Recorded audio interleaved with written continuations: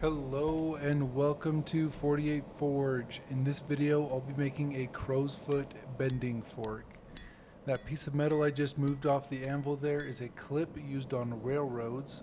From what I can tell, they're made out of some flavor of medium carbon tool steel, and they end up making really good tools. The problem is I have to spend a bunch of time getting them straightened out before I can even work with them, which was why I'm making this bending fork today. My main goal is to use this bending fork to be able to straighten them out faster. Before I can get started on the fork itself, I need to get this piece straightened out.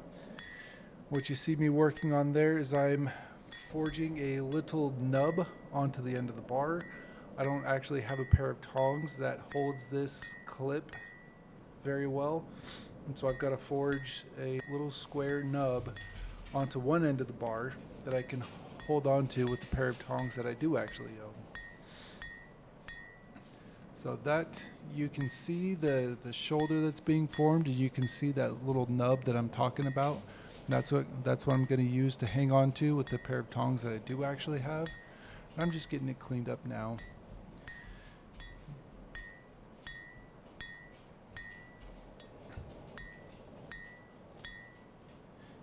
Getting it to the right length that I like so I can fit the whole nub inside the entire jaws of the tongs. And then I'll go ahead and turn it up on its corners and knock down the corners, rounding it out a little bit and making it a little easier to hold in the tongs, giving me a little bit more secure of a grip. Now I can get a pair of tongs on it. You can see I can hold it pretty good now. So now that I'm set up with the material, I can actually start working on the tool itself.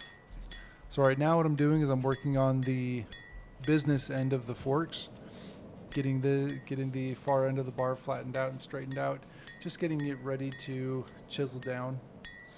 I'm going to end up chiseling down the middle of the bar, creating two tines that'll spread out, which will eventually become the forks of the tool itself.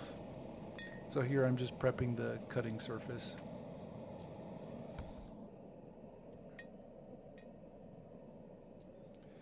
And now I'm ready to move on to the actual chiseling operation. Now this is where the first mistake was made in this project, and it's really frustrating because it's not even the workpiece itself that failed. Now if you have a keen eye, you can take a look at what happens before it actually happens. As I'm using this chisel, I actually end up breaking about 1.5 inches of the tip off, the actual cutting end. I end up breaking off. So what happens is this chisel was forged out of O1 tool steel. And when I quenched it in oil and went into the temper, oh look, here you can go. Here you can see. Yep, there it goes. So I quenched it in oil, moved into the temper, and I didn't temper it back far enough. And here in a second, I'll show you what I mean and how that I know that it wasn't tempered correctly. So you can see how big the grain size is. You can see how much light was reflecting off the little facets in there. Just too big. The grain is way too big for that tool. And it's because I didn't temper it back far enough. No matter, that's okay. I've got my hot cut hardy in the hardy hole now, and I can finish splitting those tines apart.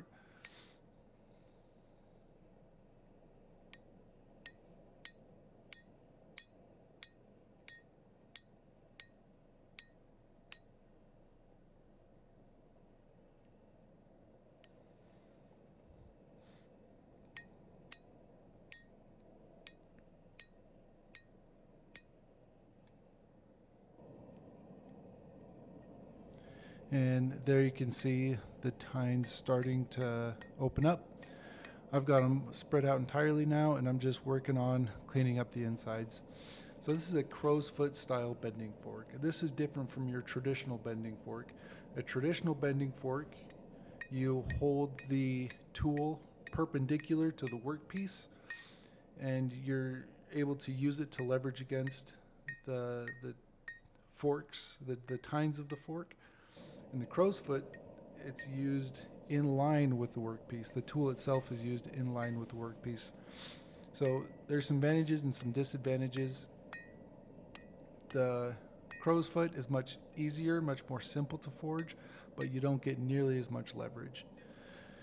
So here you can see I'm just getting the forks cleaned up, getting them cleaned up over the horn of the anvil, and I'm getting them shaped to the actual forks itself.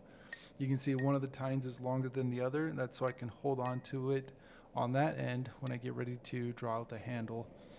But right now, I'm not worried about the handle right now. Right now I'm just sizing the forks to what I think would be appropriate. And here I'm making this fork specifically for these railroad spring clips. So this is me just sizing them, making sure that it's at least close. This is still just the rough forging. Just getting everything roughed out for now. Once I'm done with the handle, then I'll go back in and clean these up one more time. Just the initial forging though.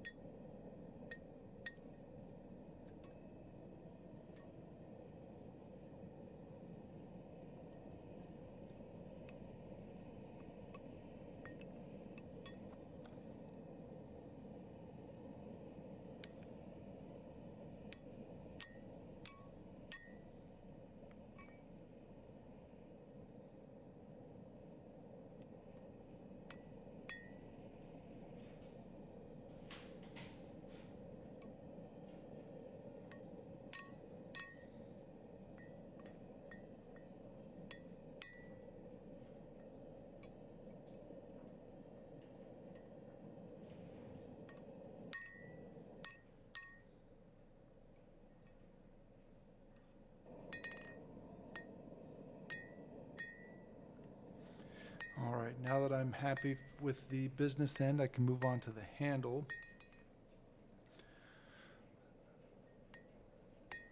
So this material itself, it ends up being like 1.25 inches by 5/8 of an inch, which is really, really heavy material to be forging out by hand.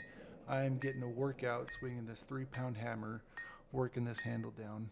So what I'm doing is I'm using half-face hammer blows on the near side of the anvil to create a shoulder, like you can see right there. Then I rotate it 180 degrees so that shoulder is facing up. Then I set another shoulder on the opposite side of the bar. This is a really efficient way of drawing out really heavy material like this. Using the edge of the anvil makes drawing it out really fast, and by rotating it back and forth, it helps avoid cold juts that can come from forging these shoulders down. So I've worked my way up the handle. It's pretty rough. Now I'm still using the 3-pound hammer, getting everything set where I would like it, and then I'll come back in with that 2-pound rounding hammer, just smooth everything out.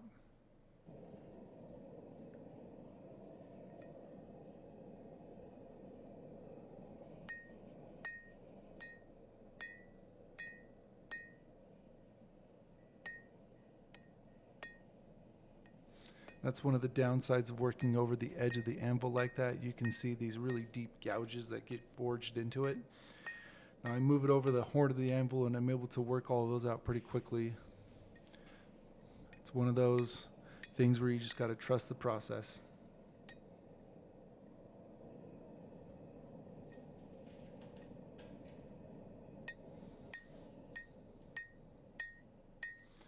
And here we go, working on smoothing out, blending, and planishing the rounding face of the hammer over that horn of that anvil. Makes this go pretty quick. It's a pretty easy process.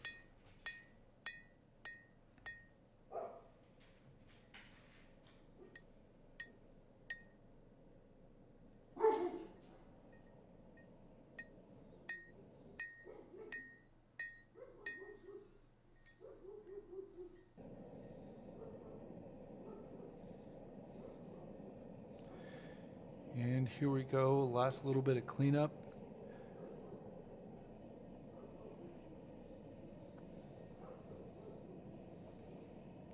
I should have taken a little bit more time really dressing it up nicely.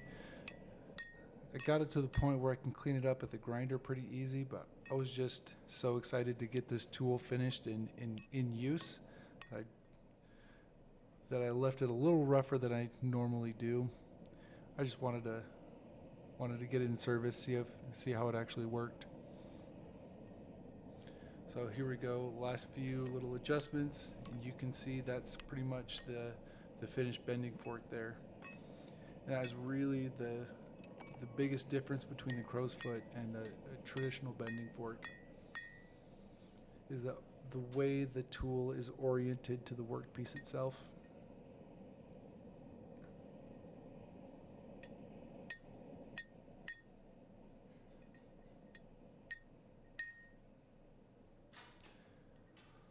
Last little bit of finicking, last little bit of finagling, minor adjustments, minor tweaks here and there, just getting set up, just finished enough so I could actually use the tool.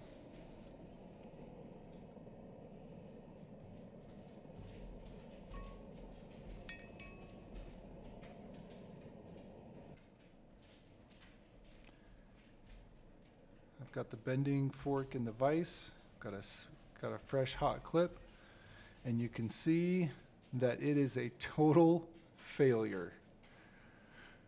Now, it's not really a failure. The problem is this tool was pretty much destined to failure from the start, and that's just because it is too light. This is a really heavy-duty spring, and it needs a really heavy-duty tool to straighten it out how I was hoping to be able to use this tool. Now, it's still going to be a useful tool when working with lighter, more delicate material, but for these big, heavy clips, it is just not the right tool for the job.